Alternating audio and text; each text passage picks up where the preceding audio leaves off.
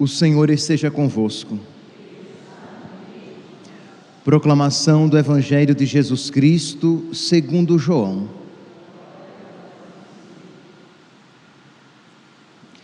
Naquele tempo, estando à mesa com seus discípulos, Jesus ficou profundamente comovido e testemunhou: em verdade vos digo, um de vós me entregará.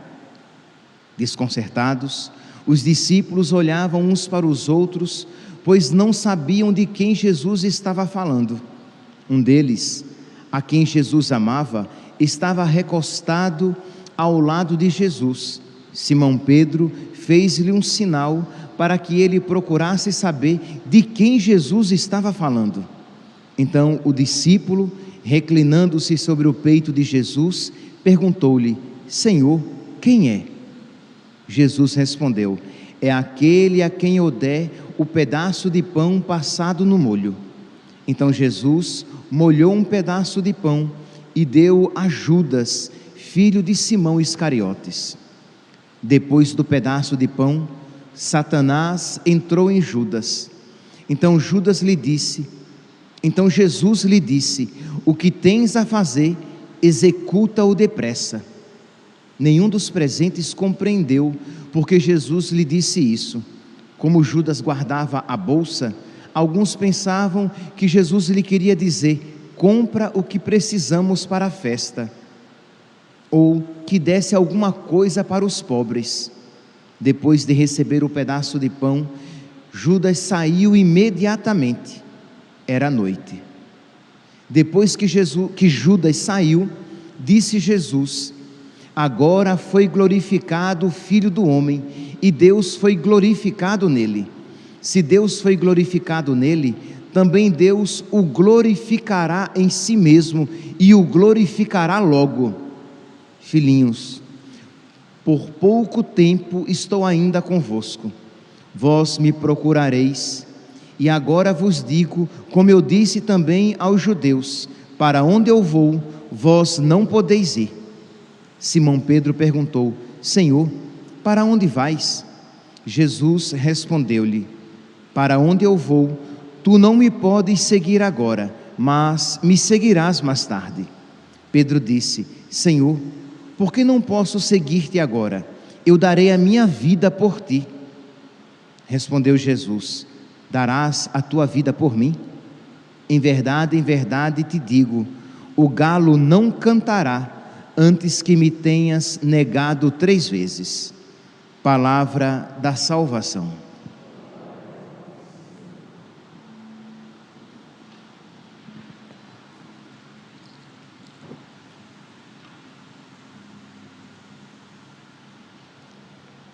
Caríssimos irmãos e irmãs, estamos na terça-feira da Semana Santa e o tom da liturgia da palavra de hoje é um tom dramático.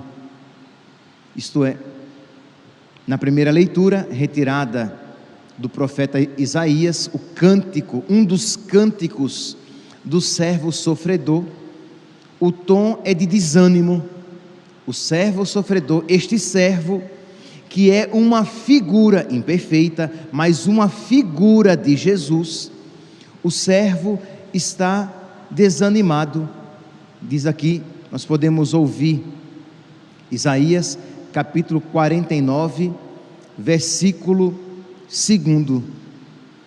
Deus diz: tu és o meu servo Israel, em quem serei glorificado. Então Deus revela ao servo sofredor que ele é um escolhido de Deus, que ele é um seu predileto. Mas o servo responde: mas eu trabalhei em vão, eu gastei minhas forças sem fruto, inutilmente, porque ele é o servo sofredor, ele é o servo perseguido. Então, não obstante a escolha de Deus, ele se deixa desanimar diante de todo aquele sofrimento que lhe acontece e que lhe espera. Então esse digamos, de uma maneira resumida, esta é a fotografia da alma do servo sofredor. Embora ele imediatamente após, ele vai dizer: mas o Senhor me fará justiça, e o meu Deus me dará a recompensa. Mas há um quê de desânimo, de enfraquecimento espiritual na alma do servo sofredor, diante dos sofrimentos da sua vida, na sua missão. Um sentimento semelhante, uma realidade semelhante, nós encontramos no coração de nosso Senhor Jesus Cristo. Nós estamos aqui no capítulo 13 de São João, né? Nós damos um salto, nós estamos aqui no contexto histórico, nós estamos aqui na Quinta-feira Santa já.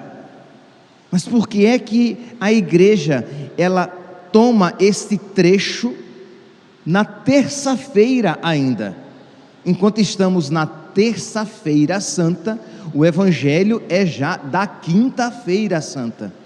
Primeiro, porque o mistério celebrado é tão grande que a igreja já antecipa um pouco.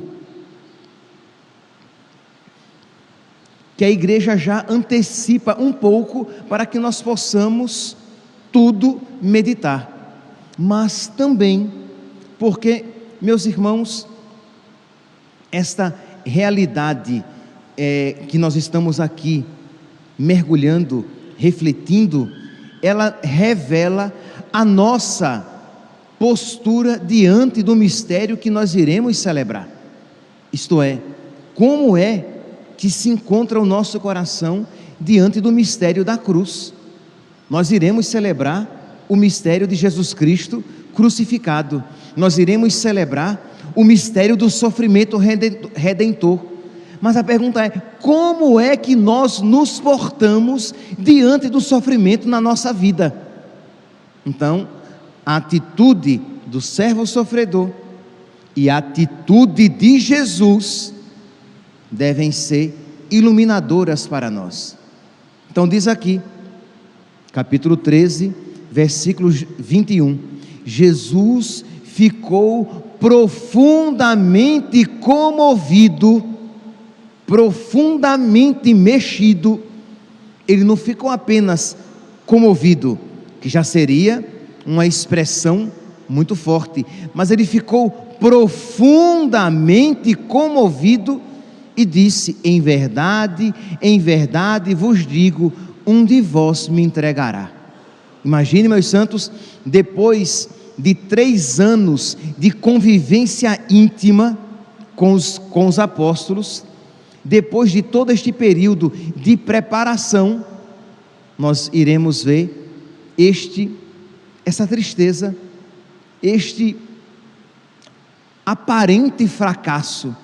Isto é, Pedro vai negar Jesus, Judas vai trair e os outros apóstolos vão abandoná-lo. Só João, o mais novo, o rapazinho, João, e as mulheres estarão com Jesus até a cruz. Então, humanamente falando, à primeira vista, foi um fracasso. Então diz aqui que Jesus, profundamente comovido, ele revela isso: um de vós vai me trair. Mas ao mesmo tempo, a atitude, o olhar de Jesus não fica nas aparências, mas ele vê naquele fracasso, ele vê naquele sofrimento a ação de Deus. Versículo 31, João capítulo 13, versículo 31. Mas agora foi glorificado o Filho do Homem, e Deus foi glorificado nele. Jesus diz isso imediatamente após a saída de Judas, quando Jesus diz que um vai traí-lo. João pergunta a quem, ele dá o pão com o molho a Judas. Aquele gesto significava um gesto de predileção, Dar o pão com o molho era um gesto de amizade. Então aqui nós vemos que Jesus tenta ganhar a alma de Judas até o último momento, mas Judas está fechado no seu pecado. Diz então que Judas recebe o pão com o molho, mas sai, e Jesus diz: o que tens de fazer, faze-o agora. Ele sai, o evangelista diz: e era noite. Isso não é apenas uma observação temporal, cronológica, mas também espiritual. Era noite, isto é, era a hora do poder das trevas, era escuridão. Diz que Judas sai, e ao invés, meus santos, de Jesus se entregar ao desânimo, ele, comovido, ele diz: agora foi glorificado o Filho do Homem, e Deus foi glorificado nele. É interessante que a igreja, quando põe a primeira leitura retirada do servo sofredor, Deus diz a mesma coisa ao servo sofredor: tu és o meu servo, em quem eu serei glorificado. Então Jesus vê, e aqui, meus santos, é um ensinamento profundamente católico. Eu digo aqui profundamente católico, porque isso faz parte de uma espiritualidade profundamente católica. Infelizmente, isso não está presente entre muitos cristãos. Isto é, que Deus é glorificado nos nossos sofrimentos. Quando nós estamos unidos a Ele, aquelas tribulações, aquelas dores, aqueles sofrimentos são uma glorificação de Deus em nós e uma glorificação nossa em Deus.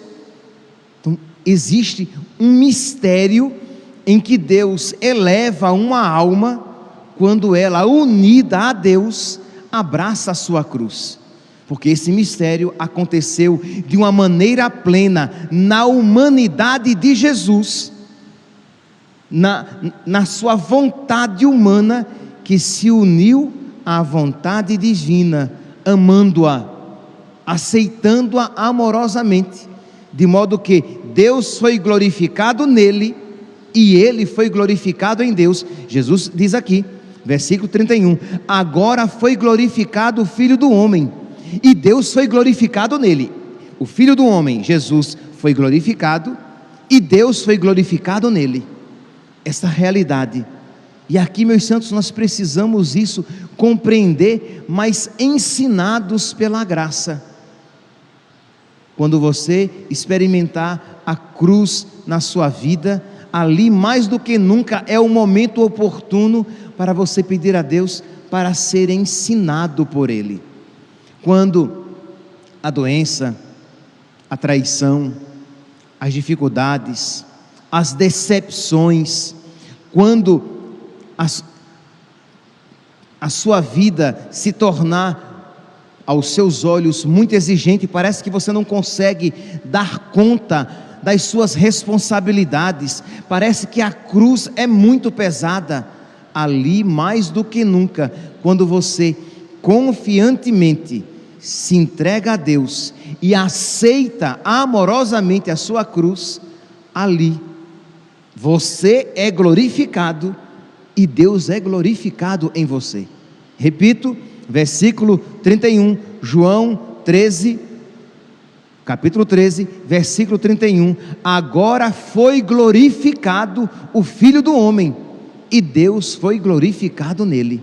Quando Jesus Cristo foi elevado na cruz, São João mostra isso claramente, ali Jesus Cristo foi glorificado, e ali Jesus Cristo atrai todos a si. Nós precisamos, meus santos, e quando eu digo isso eu estou obviamente me colocando nesta segunda pessoa do plural. Nós precisamos aprender esta primeira pessoa do plural, crê em Deus Pai. Nós precisamos nos colocar nesta realidade e aprender este ensinamento. Por quê? Porque senão o sofrimento, quando bater na porta da nossa vida, nós iremos sempre nos afastar de Deus.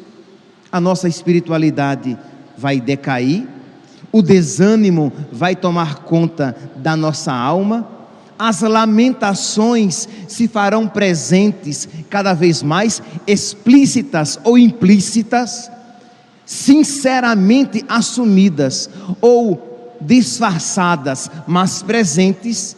Uma lamentação, uma lamúria, um desgosto da vida, uma raiva de Deus. Repito, talvez não explicitamente assumida, ao ponto de você dizer, eu estou com raiva de Deus, mas você dissimula, você disfarça, você não tem coragem nem para assumir de que está com raiva de Deus, e fica vivendo aquela raiva de uma maneira escondida, afastando-se da oração, vivendo friamente a virtude, quando não até calorosamente o pecado. Isto é, você está com raiva de Deus. Por quê? Porque a vida não foi como você esperava, porque os seus planos não se realizaram, porque você está decepcionado com aquele, aquela, ou consigo mesmo, e você então se entrega a esta atitude de rebeldia, de revolta, enquanto Jesus nos mostra uma atitude totalmente diferente. Quando humanamente parecem que as coisas saíram do seu controle, quando humanamente tudo parece acontecer contra os seus planos, ele diz: agora o Filho do Homem foi glorificado e Deus foi glorificado nele. Então percebe aqui o quanto isso nos faz fortes, mesmo em meio às nossas dificuldades. Meus santos, é uma realidade que nós precisamos meditar, para que quando nós, na sexta-feira, nós nos aproximarmos do crucifixo para beijá-lo, não seja um beijo de Judas, um beijo falso, ou um beijo distante e frio, de quem não ama de verdade Jesus Cristo crucificado, de quem não o conhece, beijando um desconhecido, mas alguém que conhece Jesus, que sabe o que é a cruz, mas que a adora e que beija Jesus crucificado na sua vida. Então nós precisamos aprender esta realidade, e esta realidade é aprendida em Deus. É Deus quem nos concede esta sabedoria, não é uma realidade aprendida, um ensinamento ensinado, oferecido pelos homens, aprendido naturalmente, mas é uma realidade aprendida sobrenaturalmente. Então pedir a Deus, e ter a coragem de pedir a Deus: Senhor, concede-me a graça de aprender a sabedoria da cruz. Senhor, concede-me a graça de amar-te crucificado em mim. Este é o único caminho para nós sermos cristãos de fato. Senão, quando a dificuldade se fizer presente na nossa vida, o desânimo vai minar a nossa espiritualidade, a frieza vai roer a nossa fé,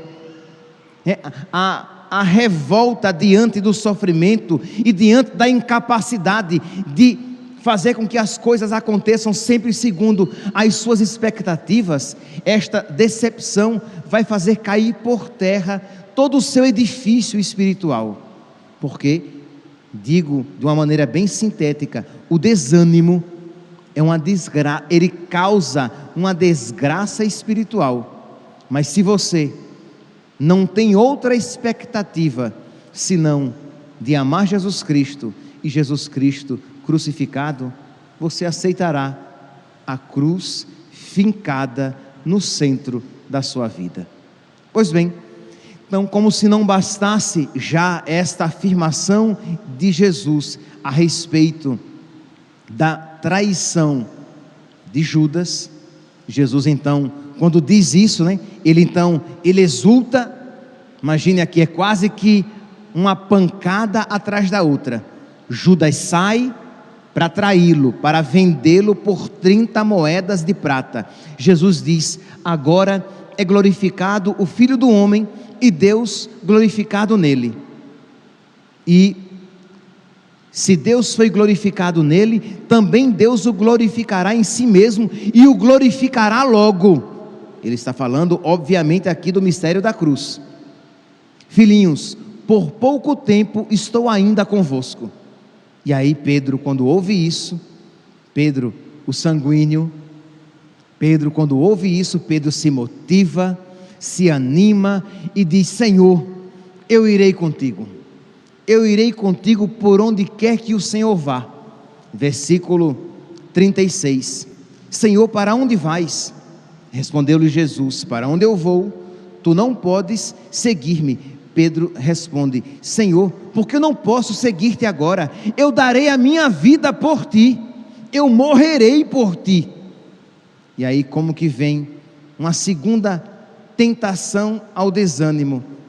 Jesus diz: Tu Pedro, meu amigo, tu darás a vida por mim? Antes que o galo cante 3 vezes, tu me negarás. Mas Jesus, meus santos, ele já colocou a sua glória em Deus.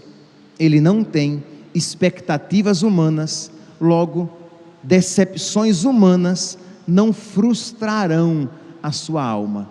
Quando a nossa esperança está em Deus, nós iremos sentir o desamor, nós iremos sentir as traições, nós iremos sentir as dificuldades da vida, mas como a nossa esperança está em Deus, nós não seremos frustrados, nós seremos até derrubados, mas não ficaremos prostrados, diz São Paulo.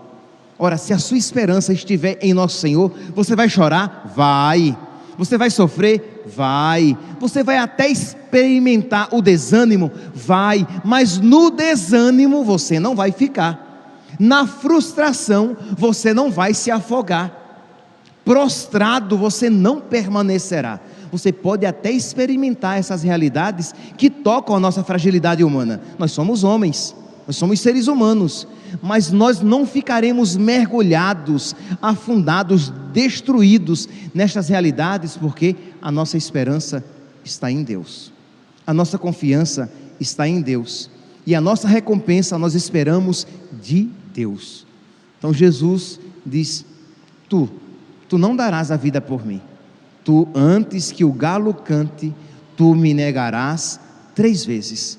Mas isso não diminui em nada a decisão de Jesus de abraçar a cruz e fazer a vontade do Pai. Não obstante, aquele a quem Jesus iria constituir como chefe da igreja, o fosse negar por 3 vezes, diante de situações tão insignificantes, que não é que ele estava ali diante de um tribunal. Ele nega Jesus em sofrimentos tão corriqueiros. Meus irmãos, Pedro também, e com isso termino, Pedro também, ele é uma fotografia da nossa alma. Quantas vezes, em situações tão corriqueiras, nós negamos Jesus? Quantas vezes, em sofrimentos tão pequenos, nós abandonamos a cruz, nós nos recusamos, porque não é que nós nos recusamos a nos configurar com Cristo crucificado, em situações dificílimas, que vem uma pessoa e quer escalpelar você, vem uma pessoa que quer esfolar você vivo, e aí você, frágil, você nega Jesus, porque você teme aquele sofrimento. Não, meus santos, eu tenho certeza, 99,9 de certeza, de que ninguém aqui nunca foi tentado de, ou você trai Jesus, ou você vai ser escalpelado, ou você vai ser esfolado vivo, ou você vai ser esquartejado. Ninguém recebeu uma arma na cabeça e disse: ou você nega Jesus, ou eu te darei um tiro na cabeça agora. Ninguém. Vocês têm traído Jesus por besteira, vocês têm traído Jesus por uma sainha curta e uma roupinha apertada, por um namoro safado, por uma desonestidade qualquer, por R$100, numa desonestidade, por um vídeo indecente, ou por um olhar imodesto na rua, por coisas vulgares e quaisquer, vocês têm negado Jesus. Por uma impaciência com o seu marido ou com a sua esposa, e que você diz: já não aguento mais esta vida. Por coisas ridículas e quaisquer, você tem negado Jesus. Assim como Pedro, diante, com todo respeito às empregadas domésticas, diante de uma empregadinha, ele tremeu e negou Jesus. Ridículo, ridiculamente fraco, como todos nós, ridiculamente infiéis diante de pequenas e desprezíveis tentações. Somos tão desprezíveis e ridículos que diante de coisinhas tão pequenas nós colocamos de lado a nossa fé, nós viramos as costas para nosso Senhor e abraçamos aquela tentação, aquele pecado. Peçamos, meus santos, peçamos a nosso Senhor, sabendo que não merecemos o que estamos pedindo, mas confiando na sua misericórdia, que Ele nos conceda um coração semelhante ao seu, um coração decidido a fazer a vontade do Pai, mesmo que em detrimento da sua própria vida. Louvado seja nosso Senhor Jesus Cristo, para sempre seja louvado.